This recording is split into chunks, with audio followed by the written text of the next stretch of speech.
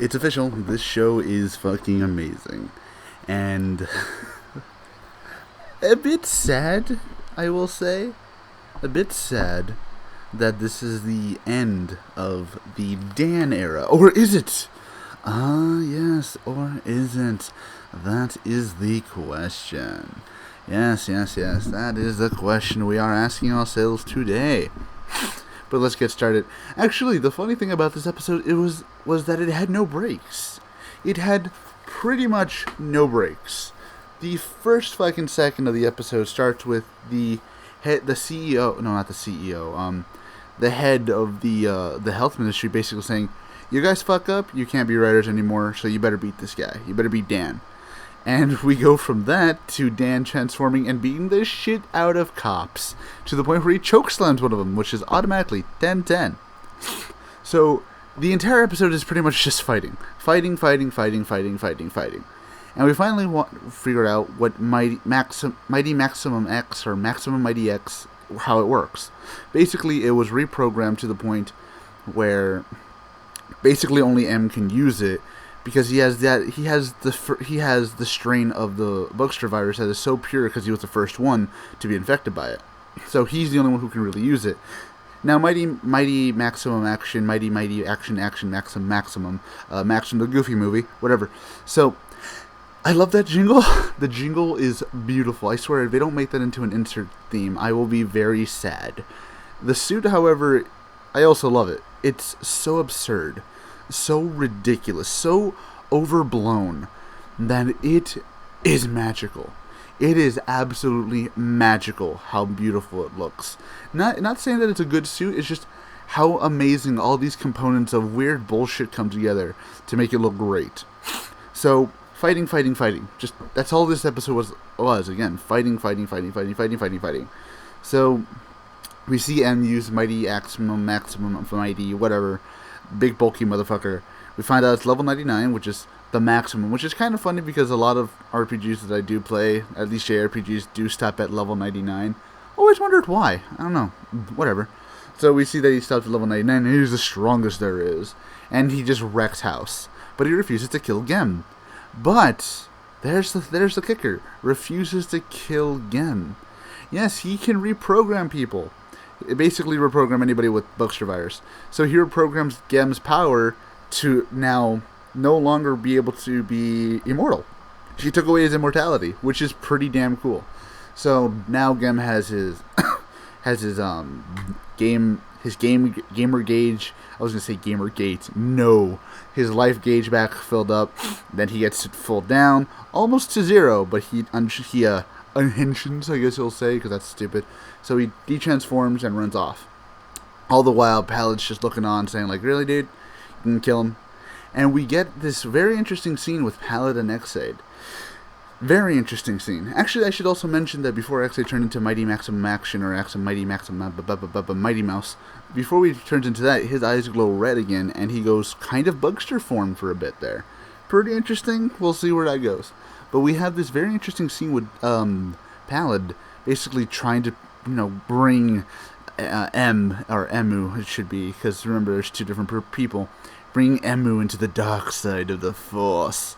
He's basically telling him, hey, you gotta kill him. All he's gonna do is kill more people, What's better, the lives of many or the lives of one, so, And I'm like, he's kind of got a point there, you should probably listen to him. So basically, Emu does what we all wanted to. Goes up and tries to beat... No, doesn't try. He beats the ever-loving shit out of Gem. Now, one thing I will say, because power levels are bullshit in this episode, how does Dragon Knight Hunter at level 5 take on and defeat a level X Gem? I know we're supposed to think that the Gems that are released are somewhat lower level, but not that much. I would think they're at least level 20 or level 15. Why is Dragon Knight Hunter able to beat them so easily? I don't know, that's just something that weird to me. I guess to me, I just think that's a bit weird, but whatever. Again, power levels are bullshit in Rider, so I really shouldn't even care. So, we see them get their asses kicked, Gem is defeated, and all is right in the world. But we see that Emu doesn't actually kill Gem. He does something interesting. He basically takes the last Airbender route. That was my fork. He basically takes the last Airbender route, and instead of killing him, takes away his powers. Yeah, he takes away his rider powers. And we think, okay, they're going to capture him and leave him, and that's it. But nope, Pallid comes in and does a Russo swerve. We all thought he was going to be a good guy. Nope. No. He comes in and kills Gem. Full out kills him. He gets a game over. Wow, that was pretty intense. Jesus Christ, it was a pretty intense scene to watch. Gem, roll on the ground and just basically writhing in agony. It was hard to watch, I can't deny that. But also quite interesting. But whatever. He dies, gets a game over. Or is he dead?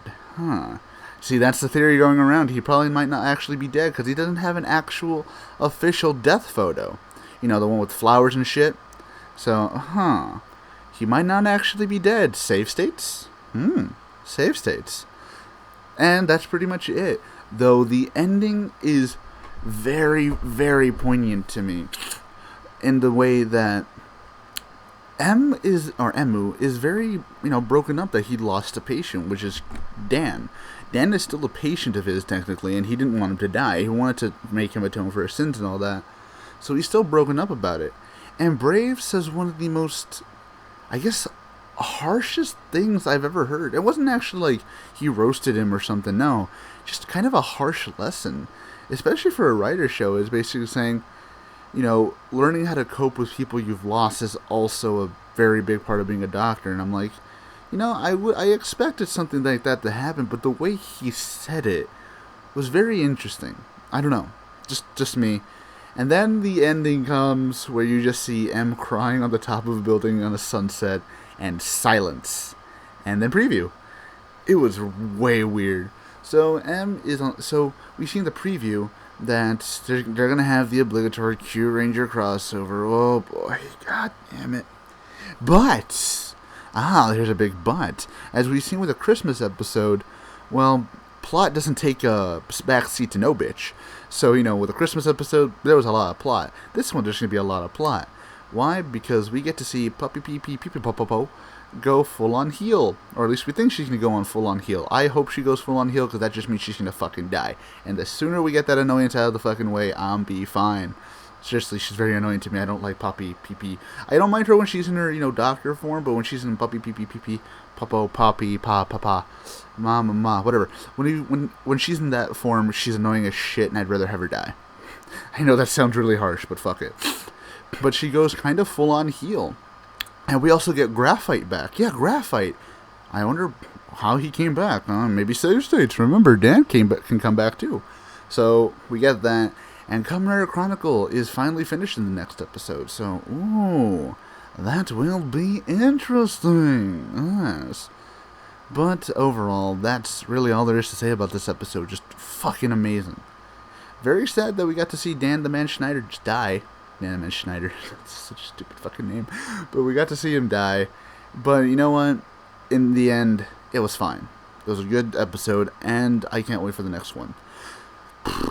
That's it. So overall, if you want to watch this episode, go for it. I recommend it highly. This series is just getting better and better. So, like what you saw, like what you heard, like what you experienced on this channel, please like, comment, subscribe. I am Agent for the Toku PODCASTU, and I will see you all next week.